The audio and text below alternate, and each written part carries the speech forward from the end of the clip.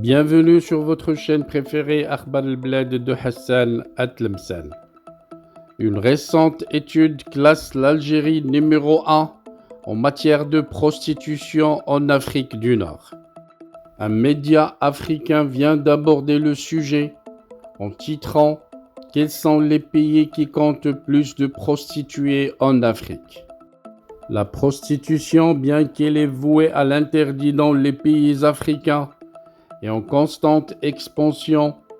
Aujourd'hui, le berceau de l'humanité possède un réseau bien structuré de ce commerce florissant, avec un chiffre d'affaires proche du PIB de certains pays. Tout d'abord, la prostitution est la prestation de services sexuels contre de l'argent et ensuite d'en faire un métier. Ce phénomène a pris de l'ampleur dans le monde en général et particulièrement en Afrique, plus particulièrement en Algérie selon le classement mondial. Normalement, cette pratique est illégale en Afrique en raison des coutumes et cultures qui exigent de la jeune fille un minimum de dignité et de respect pour son corps, mais l'impossibilité des gouvernements à créer de l'emploi, le fort taux de chômage, la famine et bien d'autres ont amené la jeune fille à choisir la prostitution, un moyen plus ou moins facile d'en sortir de la pauvreté.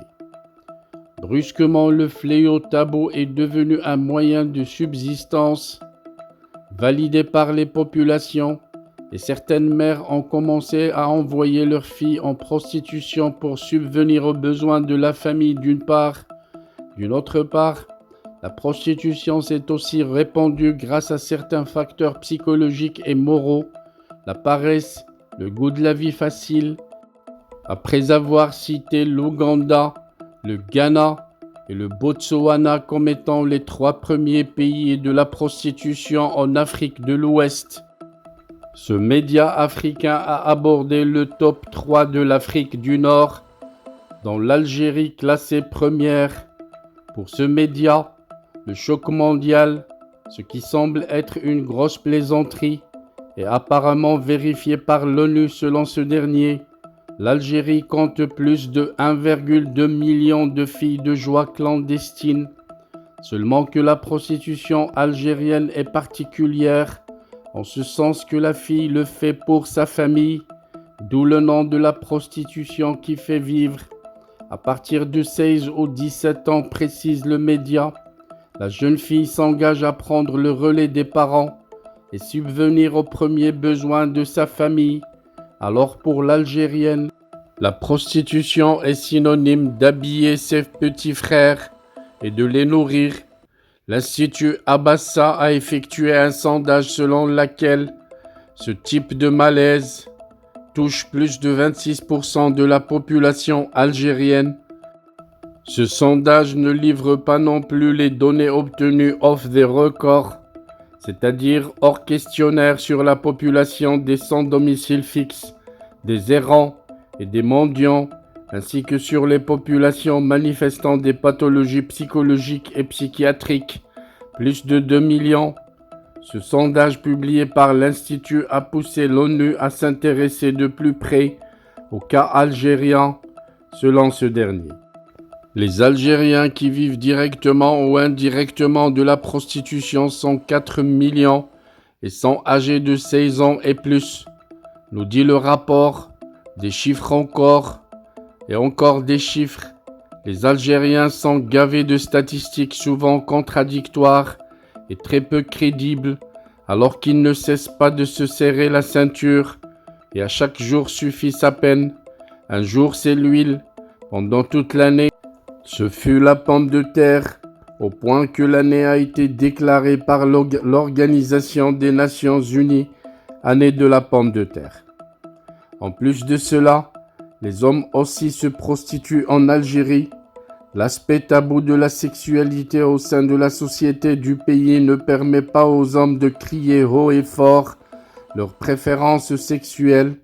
Or, en réalité, certains hommes algériens sont des homosexuels qui ne peuvent pas fonder une famille, mais peuvent quand même vivre de la prostitution quand l'occasion se présente, Ainsi, le milieu est rempli aujourd'hui de demandes de gays, dont la plupart de ces hommes sont mariés à des femmes, mais insatisfaits sexuellement. Au deuxième rang en Afrique du Nord vient la Tunisie, où la prostitution est née dans ce pays à l'époque coloniale. À partir de 1881, la France place la Tunisie sous sa tutelle. Dès le début du protectorat, les colonisateurs cherchent à imposer leur propre système réglementariste. La prostitution est autorisée, concentrée et contrôlée pour des raisons sanitaires et fiscales. C'est comme cela que petit à petit, ce commerce a été pris en main par des personnes instruites qui ne font pas du sexe une simple formalité, mais une entreprise à part entière avec des lois et exigences.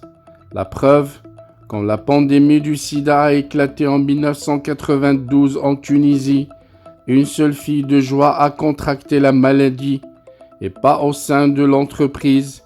Les directrices de ces sociétés ont réussi à imposer le port du préservatif bien avant la propagation du virus.